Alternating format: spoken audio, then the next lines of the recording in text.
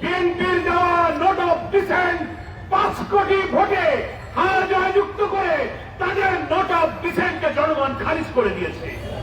11 দলীয় ঐক্যের শীর্ষ নেতৃবৃন্দের বৈঠক থেকে ঘোষিত বিগত 12ই ফেব্রুয়ারি অনুষ্ঠিত গণভোটের ফলাফল এবং গণভোটের রায় বাস্তবায়নের দাবিতে দেশব্যাপী জনগণকে সাথে নিয়ে দুর্বার আন্দোলন গড়ে তোলার লক্ষ্যে আজকে থেকে গণসংযোগ যে সপ্তাহ ঘোষিত হয়েছে, লিফলেট বিতরণ, বিক্ষোভ মিছিল, জাতীয় সেমিনার, জুলাই যোদ্ধা শহীদদের পরিবারের সঙ্গে মত বিনিময় সহ আজকে থেকে সারা দেশে ঘোষিত কর্মসূচি সফল করার জন্য আজকে বহু আন্দোলনের স্মৃতি বিজড়িত রক্তাক্ত এবং আন্দোলনের সূতিকাগার এই শাহবাগ চত্বর থেকে সেই সপ্তাহব্যাপী কর্মসূচির উদ্বোধনের জন্য আমরা এখানে সমবেত হয়েছি। সংগ্রামী দেশবাসী, এখানে 11 দলীয় ঐক্যের সংগ্রামী জাতীয় নেতৃবৃন্দ উপস্থিত আছেন, সুধীবৃন্দ, সাংবাদিক বন্ধুগণ এবং প্রিয় দেশবাসী, গণমাধ্যমের সুবাদে সারা দেশ থেকে আজকের এই প্রোগ্রামে অংশ নিয়েছেন।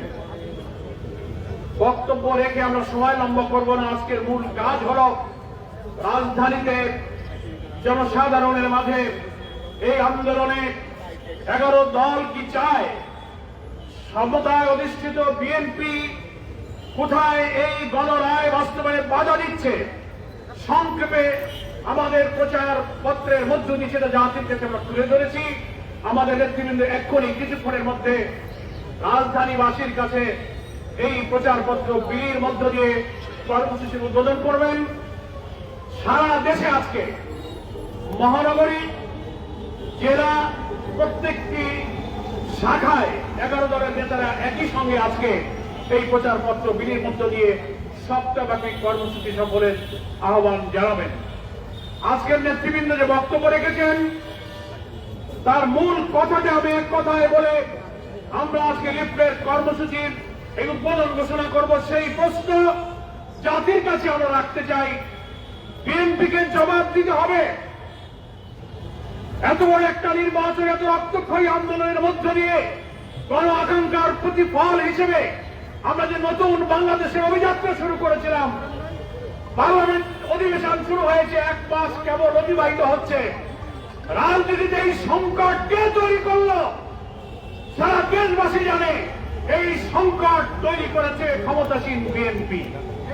ফলে বিএনপির তৈরি করা সংকট বিএনপিকে নিরসন করতে হবে, বিএনপিকে সমাধান করতে হবে। বলতে পারেন কি করে বিএনপি সংকট তৈরি করলো?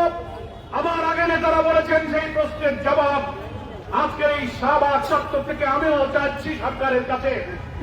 বর্তমান ক্ষমতাসীন প্রধানমন্ত্রী, বিএনপির চেয়ারম্যান, তিনি গণভোটে হ্যাঁ ভোটের পক্ষে ভোট চেয়েছিলেন, মন্ত্রীরাও চেয়েছিলেন। 5 কোটি মানুষ হাতে ভোট দিয়ে গণভোটে জুলাই সনদের 4টি প্রশ্নের পক্ষে হাকে জয়যুক্ত করেছে। তার অর্থ হল জুলাই সনদের 84টি সংস্কারের বিষয়ে 47টি সাংবিধানিক সংস্কারের প্রত্যেকটি বিষয়ে 4টি প্রশ্নের মাধ্যমে ব্যালটে সংযুক্ত করা হয়েছিল। বিএনপির দেওয়া নোট অফ ডিসেন্ট 5 কোটি ভোটে হার জয়যুক্ত করে তাদের নোট অফ ডিসেন্টকে জনগণ খারিজ করে দিয়েছে। গণভোটের ব্যালটে করে নোট অফ ডিসেন্ট ছিল না।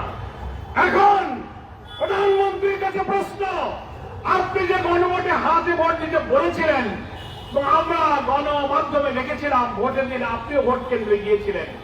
একই দিনে জাতীয় নির্বাচনের ভোট, গণভোট, 2টা ভোট আপনি দিয়েছেন। তাহলে আপনি তো হাতে ভোট দিয়েছিলেন। আপনার হাতে ভোট দেওয়ার অর্থ হল জুলাই সনদের সমস্ত সংস্কারের পক্ষে আপনি হা বলেছেন। এই হা বলার মধ্য দিয়ে যে রায় বাংলাদেশের মানুষ দিয়েছে, অন্য মন্ত্রীরাও দিয়েছে, আমরাও দিয়েছি। তাহলে আপনার কাছে প্রশ্ন, আপনি কি আপনার দেওয়া ভোটের ফলাফলকে অস্বীকার করবেন?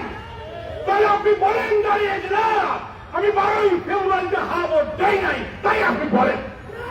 তাহলে এই জাতি বলবে না আপনি বিচারিতা করেননি, প্রতারণা করেননি। আর যদি তা না বলবেন যতক্ষণ, তাহলে আপনার দেওয়া ভোটকে আপনি অস্বীকার করেন সাহস থাকে মানুষের কাছে দাঁড়িয়ে। ফলে আপনার দেওয়া গণভোটে যদি হাতে ভোট দিয়ে থাকেন, তার তো 84 সংস্কারকে আপনি মেনে নিয়েছেন, 47টি সাংবিধানিক সংস্কারকে মেনেছেন। এখন আপনি সংবিধানের দোহাই দেবেন, রাষ্ট্রপতির আদেশ, সংবিধান সংস্কারের আদেশ, এগুলো নিয়ে প্রশ্ন তুলছেন। 5 কোটি মানুষ ভোট দিয়েছে, প্রশ্নের জবাব দিয়ে দিয়েছে। ফলে আপনাকে সৃষ্টি করা এই সংকট আপনাকে সমাধান করতে হবে। তার অর্থ হল চলমান সংসদে সংবিধান সংস্কার পরিষদে আপনি শপথ গ্রহণ করুন আপনার দলকে নিয়ে, জুলাই সনদকে মেনে নিন, গণভোটের ফলাফল কার্যকর করার জন্য সেই জুলাই সংস্কার যে সংবিধান সংস্কারের পরিষদ, সেই পরিষদে আলোচনা করে আইনে পরিণত করে সংবিধানের তফসিলে আপনি অন্তর্ভুক্ত করুন। তাহলেই সংবিধান সংস্কার পরিষদের দায়িত্ব পালন শেষ হবে। তা না হলে জাতিকে বলতে হবে, আজকে যেমন আপনি আপনার মন্ত্রীরা বলছে গণভোট অবৈধ, অর্ডিন্যান্স জারি করে গণভোট বাতিল করছে, তার অর্থ হল আমাদের দেশের প্রধানমন্ত্রীর ভোটকে বাতিল করার জন্য অর্ডিন্যান্স আনা হয়েছে পার্লামেন্টে।